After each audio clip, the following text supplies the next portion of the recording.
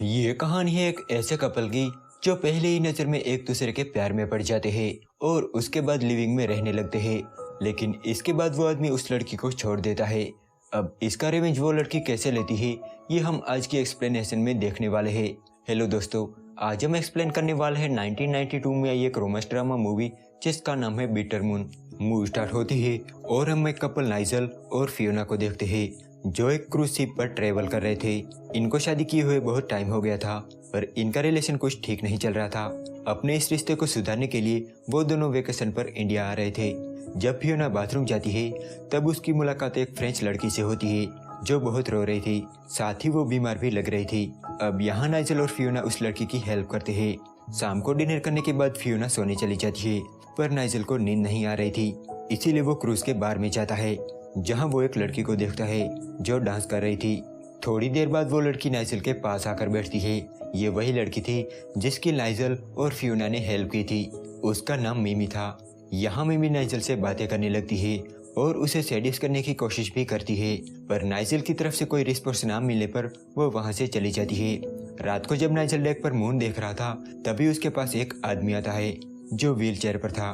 वो एक असफल राइटर ऑस्कर था। ऑस्कर नाइजल से कहता है कि मिमी बहुत ही खतरनाक है और तुम उससे दूर ही रहना। वो कहता है कि मेरी ये हालत उसी ने की है। नाइजल समझ नहीं पा रहा था कि वो क्या कहना चाहता है। तब ऑस्कर कहता है कि मैं मिमी का हस्बैंड हूँ। वो नाइजल को अपने बारे में बताने के लिए अपने रूम में लेकर आता है। कहने को तो ऑस्कर और मिमी हस्बैंड वाइफ थे पर दोनों अलग अलग रूम में रहते थे। अब यहाँ ऑस्कर नाइजल को अपने बारे में बताने लगता है। वो कहता है कि वो पेरिस में रहता था। जब एक दिन वो बस में ट्रेवल कर रहा था तब पहली बार वो मिमी को देखता है जो उसी बस में ट्रेवल कर रही थी। ऑस्कर को मिमी इतनी पसंद आती है कि वो उसे देखते ही उसके प्यार में पड़ जाता है। तभी वहाँ सबकी टिकट चेक होने लगती है पर मिमी के पास टिकट नहीं थी तो ऑस्कर उसे अपनी टिकट दे देता है। अपने पास टिकट ना होने की वजह से उसे फाइन भी भरना पड़ता है। ऑस्कर एक अमेरिकन था। उसके फादर अभी इस दुनिया में नहीं रहे लेकिन वो ऑस्कर के लिए बहुत बड़ी प्रॉपर्टी छोड़ के गए थे। ऑस्कर फिर पेरिस में शिफ्ट हो गया क्योंकि ये उसके सपनों का शहर था।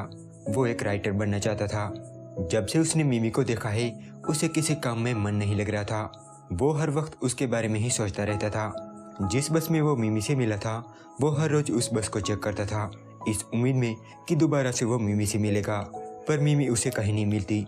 वो मिमी को ढूंढने की बहुत कोशिश करता है पर नाकाम रहता है। एक दिन वो किसी दूसरी लड़की के साथ डेट पर आया हुआ था। यहाँ उसकी मुलाकात मिमी से होती है जो उस होटल में वेट्रेस का काम कर रही थी। वो उस लड़की को छोड़ के मिमी से बातें करने लगता है। बड़ी मुश्किल से वो मिमी से मिला था और वो ये मौका गंवाना नहीं चाहता था। मिमी भी ऑस्कर को पहचान लेती है। ऑस्कर कहता है कि मैंने तुम्हारी हेल्प की थी। वो मिमी को डेट पर आने के लिए रिक्वेस्ट करता है।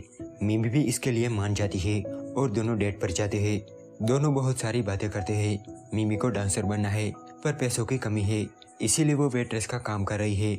वो दोनों एक दूसरे में इतने खो जाते हैं कि कब रात गुजर जाती है उन्हें पता ही नहीं चलता। ऑस्कर कहता है कि मैंने तुम्हें हर जगह ढूंढा, क्या तुम्हें लगा था कि तुम फिर से मुझे मिल पाओगी? तब मिमी अपने पर्स में से वो टिकट निकालती है जो ऑस्कर ने उसे दी थी। तब ऑस्कर को ये रियलाइज होता है कि मिमी भी उसे पसंद करने लगी थी। ये दोनों फिर ऑस्कर के अपार्टमेंट में जाते हैं और दोनों इंटीमेट हो जाते हैं। ऑस्कर कहता है कि वो बहुत ही खुशनसीब है जो उसे इतनी खूबसूरत लड़की मिली। वो कहता है कि इसके बाद वो दोनों 3 दिन तक उस घर में ही रहे। अब इनका रिलेशन स्टार्ट हुआ था पर दोनों एक दूसरे के इतने प्यासे थे कि उनका जी ही नहीं भर रहा था। जैसे जैसे वक्त बीतने लगा इनका डिजायर बढ़ता ही चला गया। ऑस्कर ये सारी बातें इतनी डिटेल में बताने लगा कि नाइजल अनकंफर्टेबल फील करने लगा और वो वहाँ से चला जाता है। अगली सुबह नाइजल ये सारी बातें फियोना को बताता है। जब नाइजल और फियोना डिनर कर रहे थे तभी वहाँ ऑस्कर और मिमी आते हैं। थोड़ी देर बाद मिमी वहाँ से चली जाती है। ऑस्कर फियोना से कहता है कि मुझे तुम्हारे हस्बैंड से कुछ बात करनी है, क्या तुम उसे 1 घंटे के लिए मेरे पास छोड़ सकती हो? तो फियोना इसके लिए मान जाती है और ऑस्कर नाइजल को अपने रूम में ले जाकर अपनी स्टोरी सुनाने लगता है। वो कहता है कि हम दोनों एक दूसरे के प्यार में पागल थे। जब से हम मिले वहीं से हमारी पूरी लाइफ चेंज हो गई। उन्हें लगता था कि वो हमेशा साथ रहेंगे। जो कुछ भी ऑस्कर लिखता था वो मिमी को भी बहुत पसंद आता था। इस तरह से वो दोनों अपनी लाइफ में बहुत खुश थे। एक दिन ये दोनों बार में जाते हैं जहाँ मिमी की फ्रेंड भी थी। ऑस्कर उससे बातें करने लगता है पर मिमी को लगा कि वो उसके साथ फ्लर्ट कर रहा है तो वो भी ऑस्कर को जलाने के लिए एक लड़के के साथ डांस करने लगती है। जब ये सब ऑस्कर देखता है तो उसे बहुत बुरा लगता है।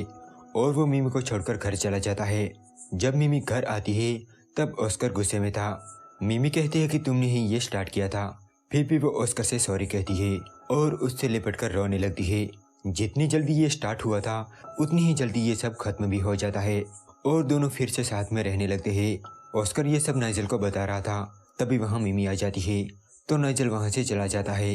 दूसरी तरफ अब फियोना को भी नाइजल और मिमी पर शक होने लगा था। जब नाइजल अकेला होता है तब मिमी उसे मिलती है। वो कहती है कि तुम ऑस्कर की किसी भी बात पर यकीन मत करना। साथ ही वो ये भी कहती है कि वो उसे अकेले में बात करना चाहती है। वो उसे एक टाइम देकर मिलने के लिए बुलाती है। नाइजल भी मिमी की तरफ अट्रैक्ट होने लगा था, इसीलिए वो उससे मिलने चला जाता है, पर वहाँ मिमी के बदले ऑस्कर होता है। ये देखकर नाइजल गुस्सा हो जाता है।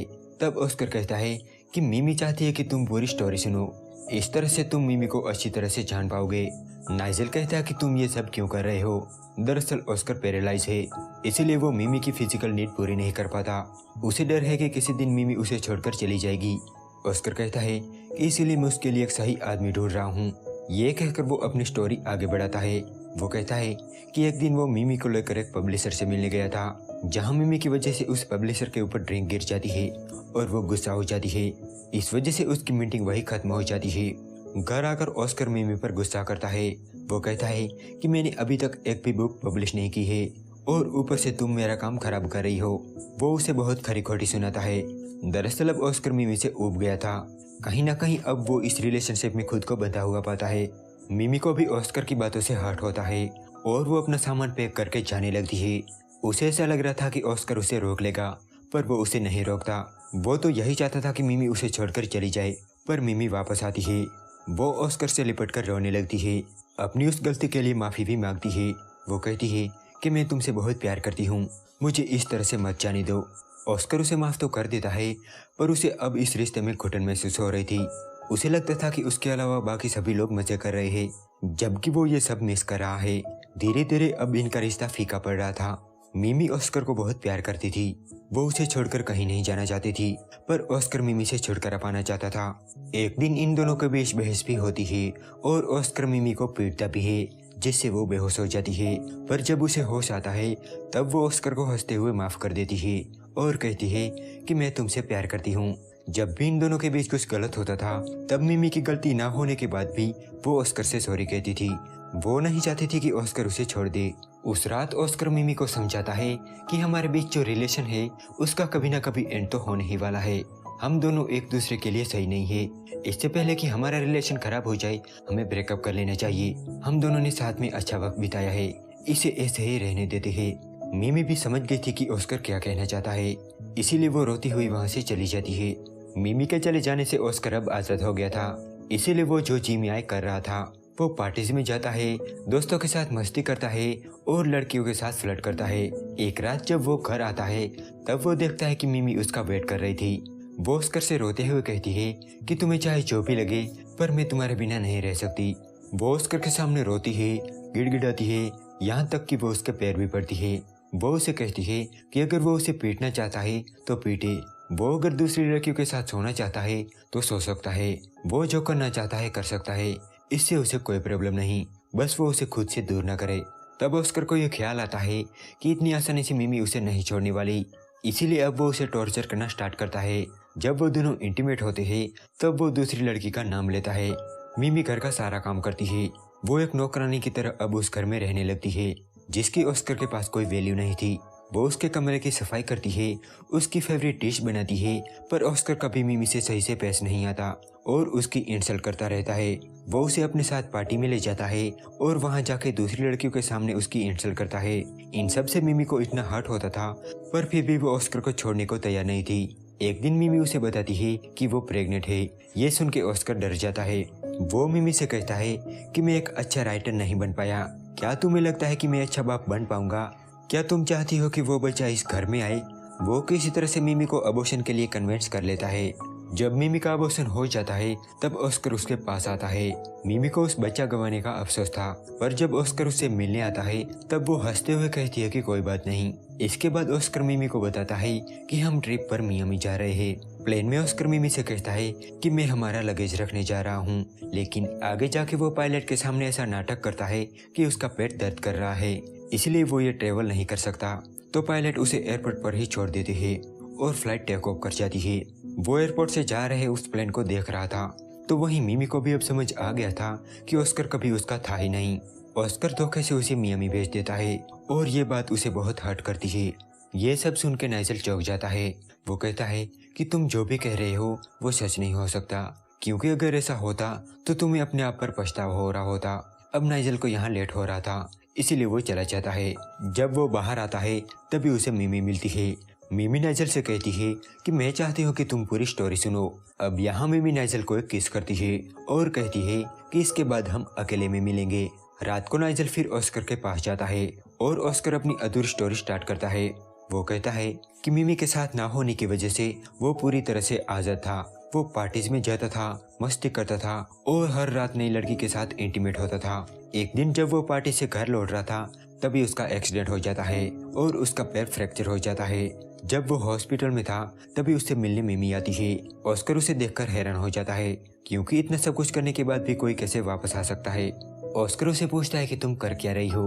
तब मिमी कहती है कि तुमने मुझे अकेला छोड़ दिया। इसके बाद मैं एक होटल में वेट्रेस का काम करने लगी।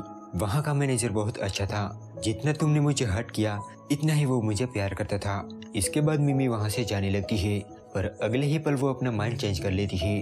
वो ऑस्कर को नीचे गिरा देती है, जिस वजह से वो पैरालाइज हो जाता है। लेकिन इससे भी बुरा ये होता है कि मिमी अब ऑस्कर का ख्याल रखने लगती है, पर वो उसकी केयर करने के नाम पर सिर्फ उसे टॉर्चर ही करती थी। जैसे कि उसे हर रोज एक ही खाना देना, हर रोज एक ही जगह पर उसे इंश्योरेंस देना और जो जिमी है उसके साथ करना। जो ऑस्कर ने मिमी के साथ किया था, मिमी अब उसका बदला ले रही थी। वो उसे टॉर्चर करने में कोई कसर नहीं छोड़ती थी। एक दिन ऑस्कर के बर्थडे पर मिमी उसे एक पिस्टल गिफ्ट करती है, ताकि अगर ऑस्कर चाहे तो खुदकुशी कर सके। वो ऑस्कर को जलाने के लिए एक दिन एक लड़के को घर लेकर आती है और उसके साथ इंटीमेट होती है। मिमी ऑस्कर को ऐसे ही टॉर्चर करती रहे, इसके लिए वो ऑस्कर से शादी कर लेती है। ऑस्कर नाइजल से कहता है कि मुझे हमेशा ये डर बना रहता है कि मिमी को कोई अच्छा आदमी मिल जाएगा और वो मुझे छोड़ के चली जाएगी, क्योंकि अगर वो चली गई तो ऑस्कर का इस दुनिया में कोई नहीं है। इसीलिए ऑस्कर यही चाहता है कि मिमी किसी के प्यार में ना पड़े। अब नाइजल ने ऑस्कर की पूरी स्टोरी सुन ली थी। रात को शिप पर पार्टी होती है, जिसमें नाइजल मिमी से मिलता है और उसके साथ डांस करने लगता है। यहाँ नाइजल मिमी को किस करने की कोशिश करता है, पर मिमी उसे रोकते हुए कहती है कि तुम्हारी वाइफ हमें देख रही है। इसके बाद फियोना और मिमी डांस करने लगती है और दोनों रूम में चली जाती है, जहाँ दोनों इंटीमेट भी होती है। ये देख के नाइजल को बहुत गुस्सा आता है और वो ऑस्कर का गला दबाने लगता है। तब ऑस्कर अपनी गन निकालता है और सो रही मिमी पर 2 बार शूट करता है और उसे मार देता है। फिर खुद भी सुसाइड कर लेता है और ये कहानी को हमेशा के लिए खत्म कर देता है। नाइजल और फियोना को भी अब ये एहसास होता है जो उनके बीच गलत चल रहा था वो अब ठीक हो गया था। और यहाँ ये मूवी एंड हो जाती है।